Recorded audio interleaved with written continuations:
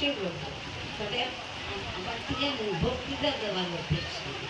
কারণ বক্তৃতা বহুবার দিতে গেছি, আমার এক কথা আটকে গেছে কিংবা কিছু, তাই বলে কষ্ট হচ্ছে ব্যক্তিত্ব আমি তা কাজেই আপনারা ভুল বুঝবেন না।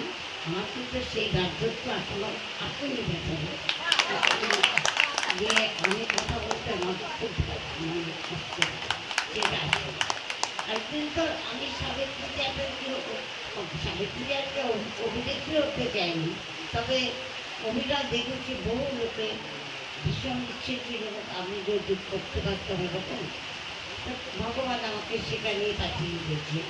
তবে একটা কথা, বক্তৃতা দুটো গিয়ে একটা কথা বলি, আমি অনেকবার লিখে টিকে মুখস্থ করে এসেছি, কারণ বলবো, কিন্তু যে মায়ের সাথে নিয়েছি আগেরটা পরে পরেরটা আগে করে একটা গণ্ডগোল হয়েই গেছে।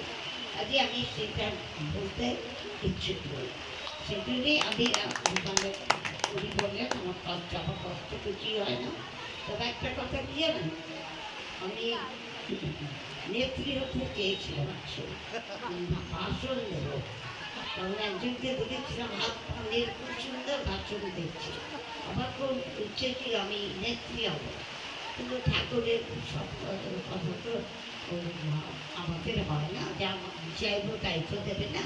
ওতে চাইলাম অভিনেত্রী হয়ে গেলাম, না নেত্রী হতে চাইলাম অভিনেত্রী। আজকে সেটা তো আমারও দোষটা, ভগবান যা করেছেন তাই মেনে নিয়েছে।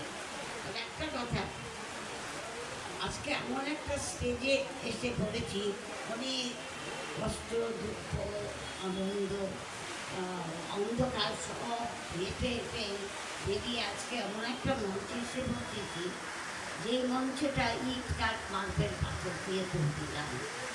আপনাদের সকলের ভালোবাসা শুভেচ্ছা দিয়ে তৈরি।